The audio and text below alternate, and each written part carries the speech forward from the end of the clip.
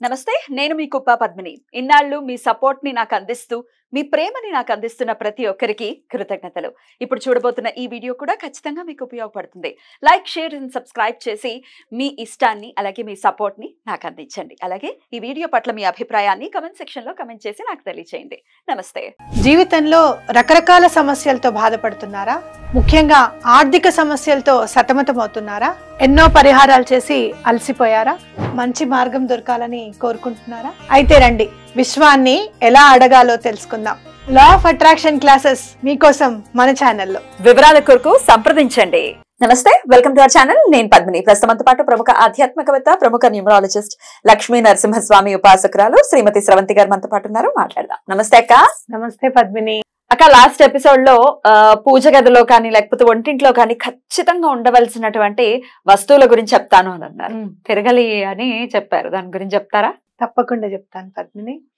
అయితే నా జీవితంలో జరిగిన దానికి కూడా నేను అయ్యో అప్పుడు అలా చేశాం కదా, అలా వద్దు, అలా చేయకూడదు అనేది ఎప్పటికప్పుడు నేర్చుకుంటూనే ఉంటాను. నేను చిన్న మంచి జరిగినా కూడా అది గుర్తు పెట్టుకుంటాను, దాన్ని ఫాలో అవ్వాలి అనేది ఫాలో అయిపోతుంటాను. అది ఒక్కటే మంత్రం అనుకోవచ్చు, మర్చిపోకుండా.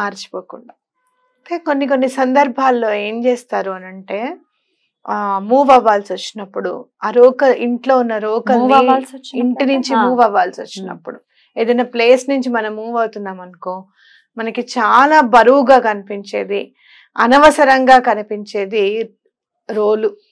రోకలి.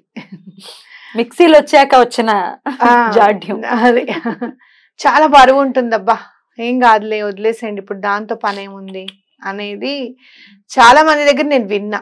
కానీ అలా చేసిన తర్వాత లాస్ అవ్వడం కూడా నేను చూసాను. వదలకూడదు. అయితే మా అమ్మ చిన్నప్పటి నుంచి ఏం చేసేది అని అంటే, కొంచెమన్నా వారానికి ఒకసారి అన్నా ఏదన్నా రోటి పచ్చడి చేసి రోల్ని చక్కగా శుభ్రంగా కడిగి పెట్టేది. మరీ బొట్టు అది పెట్టడం అన్నంత ఇదిగా ఉండేది కాదు మా అమ్మకి. కానీ కొన్ని మాత్రం ఎట్లా అనేదంటే, వెంటనే క్లీన్ చేయాలి, అమ్మవారికి మంట పుడుతుందిట లేకపోతే అని చెప్పేది అనమాట. పొత్రం ఏమో శివుడు, రోలేమో అమ్మవారు అన్నది చెప్పేది మా అమ్మ. అలాగే రోకల్ బండను కూడా ఎటువంటి పరిస్థితుల్లో పడుకోబెట్టకుండా అట్లా నుంచొనే పెట్టేది అనమాట. పడుకోబెట్టకూడదు, అది నుంచొని పని చేయాలి, ఎప్పుడు నుంచునే ఉండాలి. అలాగే పొత్రం కూడా ఎప్పుడు కూడా పక్కకు ఉండకూడదు. మీరు పక్కకు నుంచోబెట్టేసిన తర్వాత దాన్ని తీసి మళ్ళీ రోకల్లోకే ఉండాలన్నమాట, అందులోనే ఉండాలి, విడివిడిగా ఉంచకూడదు. శివపార్వతుల స్వరూపం.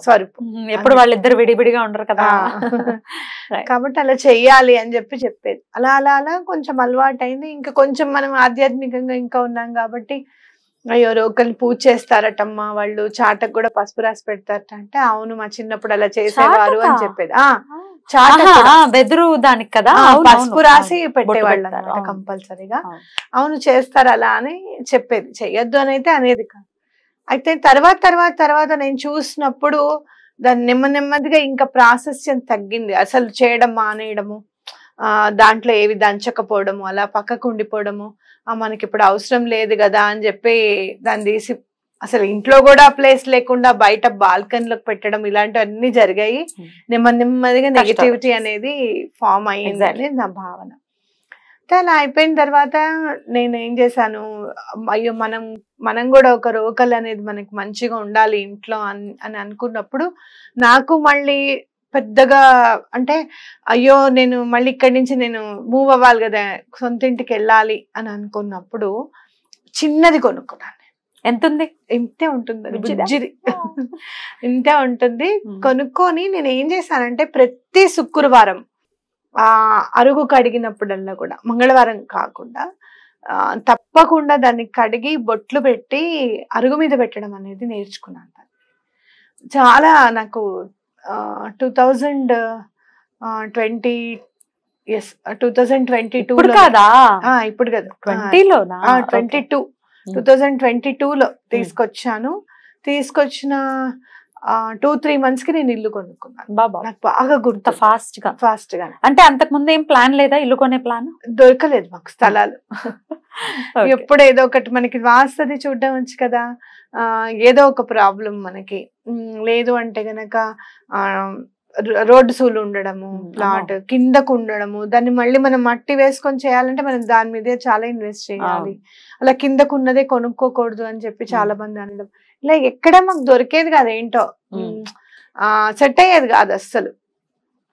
తీసుకొచ్చిన తర్వాత పూజ చేసుకోవడం తర్వాత చాలా నాకు కనపడేది. బహుశా వారాహి అమ్మవారు అప్పటి నుంచే హెల్ప్ చేయడం స్టార్ట్ చేశారేమో. మీరు వారాహి అమ్మవారి దగ్గర కూడా రోకలు ఉంటుంది, మళ్ళీ ఇప్పుడు అమ్మ దగ్గర ఉంటుంది కదా అనుకొని అది ఉండకూడదు ఇంట్లో అని మాత్రం అనుకోకండి. అన్నిళ్ళల్లో ఉండేవి ఇది కాదు కాదు, కొట్టాలి దంచాలి అని అంటే ఏదైనా కూడా మీరు చూడండి, హింస పనికిరాదు, అలా ఉగ్రం పనికిరాదు అని అనుకుంటే ఒక్కటి ఆలోచించండి, ఎలా మనకి చెయ్యందే తిరగల్లో వేయందే బియ్యం ఎలా నలుగుతాయి, అవునా కదా? దంచందే పచ్చడి, రుబ్బందే పచ్చడి ఎలా అవుతుంది? అమ్మో అలా చేయకూడదు, దాంట్లో వేసి రుబ్బేస్తున్నారు మీరు అంటే కుదరదు కదా పని. కాబట్టి అమ్మ కూడా మనందరికి ధాన్యం ఇవ్వాలి, మనందరికి మంచి జరగాలి అని అనుకుంటే అమ్మ కూడా, మనం చేసేదేమో ఆహారాన్ని పచ్చడి చేయడానికి గాని వాడుతున్నాము, అమ్మ కూడా అలానే అంటే నెగటివ్ ఎనర్జీస్ ని అలా చేస్తారు అమ్మవారు అనేది అనుకోవాలి. సో ఖచ్చితంగా ఉండాలి రోకలి అని చెప్తున్నారు. ఉండాలి. అయితే మీరు ఒక్కటి ఆలోచించండి, ఎలా అయితే మనము మన భోజన సౌకర్యాల కోసం వీటిని ఉపయోగించుకుంటున్నామో అమ్మవారు కూడా అలానే ఉపయోగించి నెగటివ్ ఎనర్జీస్ ని నిర్మూలించేసడమో వాళ్ళని సంహరించడమో కాదు, వాళ్ళు కూడా మళ్ళీ ఉపయోగపడేటట్టుగా మారుస్తారు అమ్మవారు అనేది మైండ్ లో పెట్టుకోవాలి. ఎందుకు ప్రతి వాళ్ళని సంహరించేది ఆవిడ, సంహరించే ముందు ఆలోచిస్తుంది ఏమైనా ఉపయోగపడతాడా వీడిని మారిస్తే అని చెప్పి.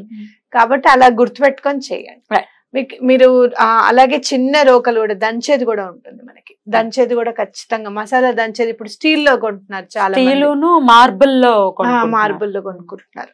ఏదైనా కానీ ఆ స్వరూపం అనేది ఉండాలి.